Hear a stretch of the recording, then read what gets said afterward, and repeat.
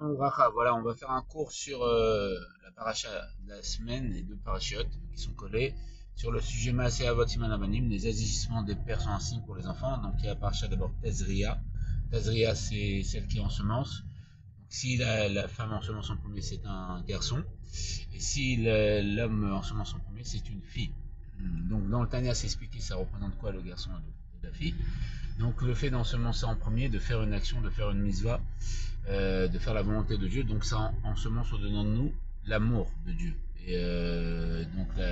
Et ça dévoile la bonté de Dieu, parce que quand on fait la mitzvah, à ce moment-là, c'est la chaîne Safta, c'est un lien, on est une markava, on est un char pour Dieu, et on dévoile Dieu, et donc on dévoile la bonté de Dieu sur terre. Voilà, on véhicule la bonté de Dieu sur terre, et comme on sait, Dieu il a créé le monde avec la bonté. Et donc, quand c'est l'homme qui ensemence en premier, donc l'homme ça représente Hachem, la femme ça représente le peuple juif, ça représente la crainte, ça engendre de la rigueur, de la crainte, etc. Et la Géoula, ça va être l'enfant. On sait que les douleurs avant Mashiach, ça représente aux douleurs de l'enfantement. Et la délivrance, c'est l'enfantement d'un garçon. Donc, c'est-à-dire que c'est l'enfantement de la femme. La femme, c'est qui? C'est le peuple juif. Donc, c'est-à-dire que c'est nous, comme il dira le rabbi, que le Mashiach, ça dépend soit de Hachem, soit du Mashiach lui-même, soit du peuple juif. Et comme le Rambam dit, il faut voir le monde moitié méritant, moitié l'inverse. Nous aussi, avec une bonne pensée, une bonne parole, une bonne action, on enfante la délivrance, on fait pencher la balance du bon côté.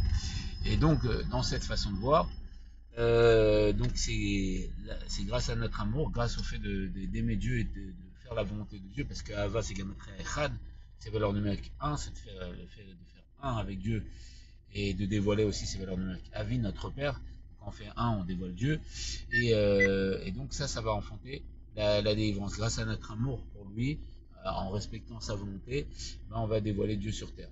Et après, donc il y a le Metzora. Le Metzora c'est qui? C'est le lépreux, c'est le Mashiach. Donc on voit comment ça se guerre pratique, elles sont collées, et les deux se suivent.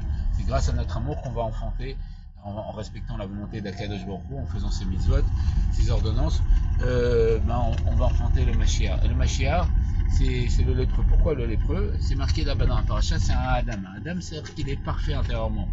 C'est que juste extérieurement, sa peau est touchée. Et pourquoi elle est touchée?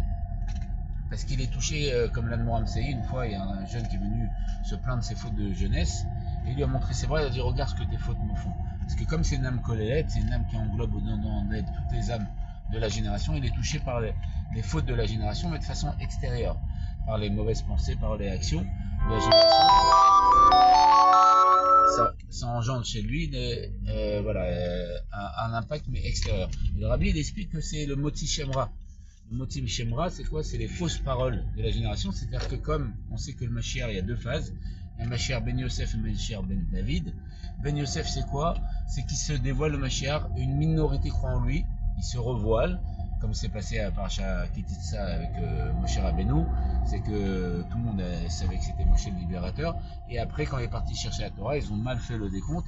Et à cause de ça, ils ont fait le veau d'or. C'est-à-dire qu'ils n'ont pas cru qu'il allait revenir. Pareil, cette phase de voiler, c'est marqué partout dans le Zohar, le Hari, le Amrabanel, etc., dans les Nevi'im, dans le Midrash, et dans les Midrashim, etc.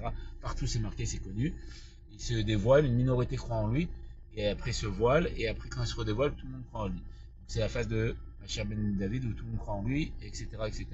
Mais pendant cette période-là, il y a du Motzi Shemra, c'est-à-dire il y a des fausses paroles. On dit non, c'est pas lui le Mashiach. Parce que c'est même pas du lachon arabe, c'est pas qu'on dit des paroles vraies, mais qui ont un impact négatif en critiquant, quoi, on va dire comme ça. Il y a du Motzi Shemra parce que Mashiach c'est tellement élevé qu'ils sont pas cachots, ils sont pas attachés, donc ils n'arrivent pas à comprendre, à accepter que c'est lui le Mashiach. Donc c'est pour ça qu'il est touché de façon extérieure par le Motzi Shemra, par le fait que les personnes, toute la totalité du Dor de la génération ne reconnaissent pas que c'est lui le Mashiach, etc. Et c'est simplement une minorité. Donc voilà. On se voit au troisième état du village, mais il y a de ma main, que des bonnes choses.